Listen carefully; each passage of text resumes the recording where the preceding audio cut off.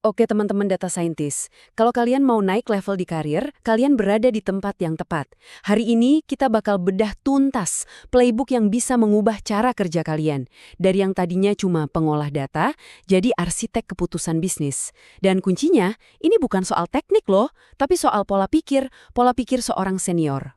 Coba deh kita jujur-jujuran dulu ya.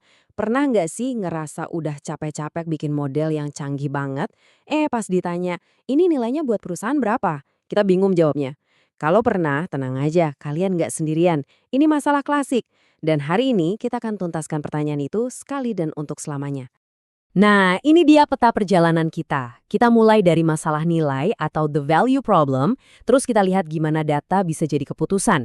Nanti saya kasih lihat kerangka kerja senior, kita dalami bagian paling pentingnya, yaitu menguasai so what, dan terakhir kita lihat gimana semua ini bisa jadi dampak nyata. Oke, langsung aja kita mulai. Bagian pertama, masalah nilai. Gini, data science itu kan lagi ada di mana-mana. Tapi ada satu rahasia umum yang jarang diomongin.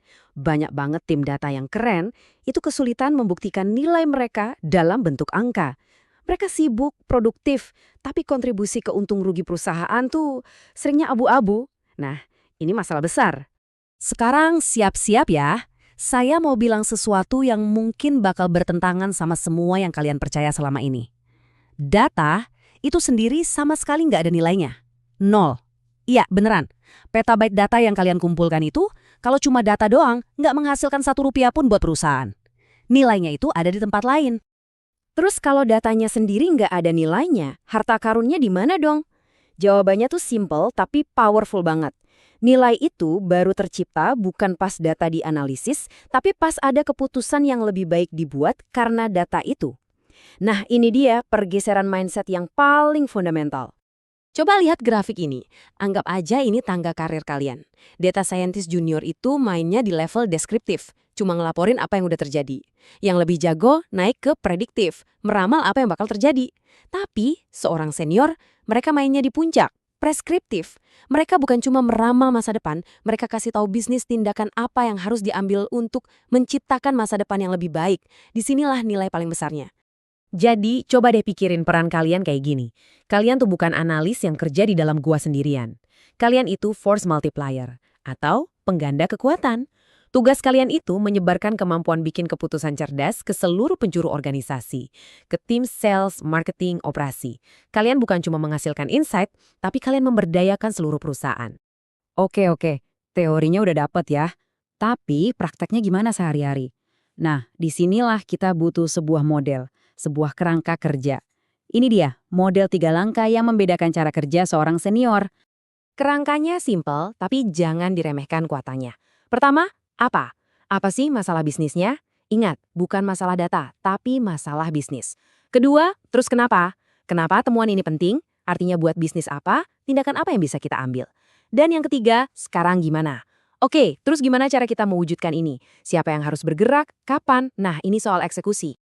Dari 3 langkah tadi, apa dan sekarang gimana, itu penting, jelas.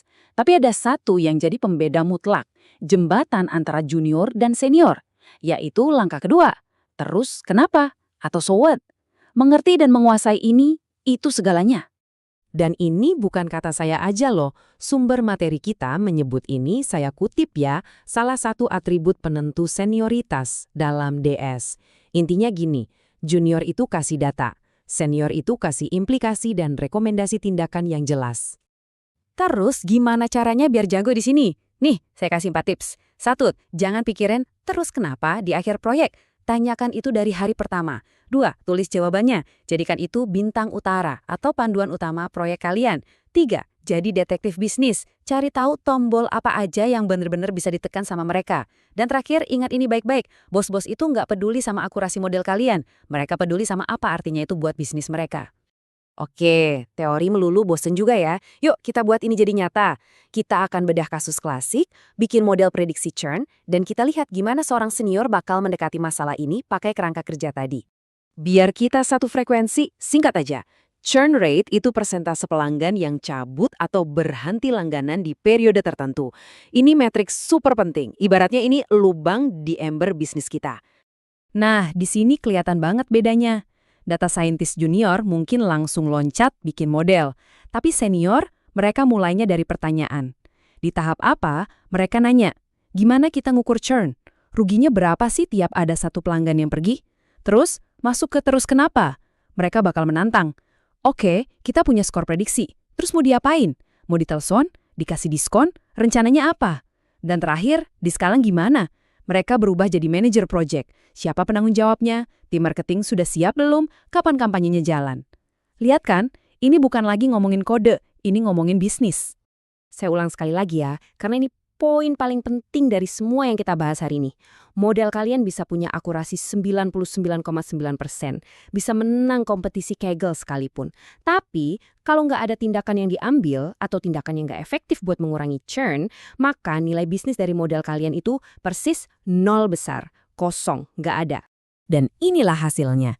Inilah yang terjadi kalau kita fokus ke dampak.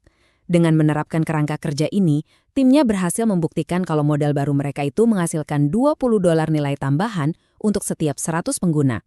Ini bukan lagi soal akurasi model, ini adalah bahasa yang dimengerti sama CEO. Inilah yang namanya nilai. Oke, jadi kita rangkum ya perubahan pola pikir untuk jadi senior. 1. Ingat, kalian bukan analis data. Kalian itu peningkat kualitas keputusan. 2. Pertanyaan paling penting itu bukan datanya apa, tapi terus kenapa? 3. Kerjaan kalian itu baru selesai pas tindakan sudah dieksekusi, bukan pas modelnya jadi. Dan terakhir, selalu ukur kesuksesan kalian pakai mata uang, rupiah atau dolar. Sebagai penutup, saya punya satu tantangan buat kalian. Besok pas balik kerja, coba lihat proyek yang lagi kalian kerjakan. Kalian mungkin udah tahu apanya, mungkin udah mikirin terus kenapanya. Sekarang, saya tantang kalian untuk berdiri dan nanya ke tim. Oke teman-teman, sekarang gimana?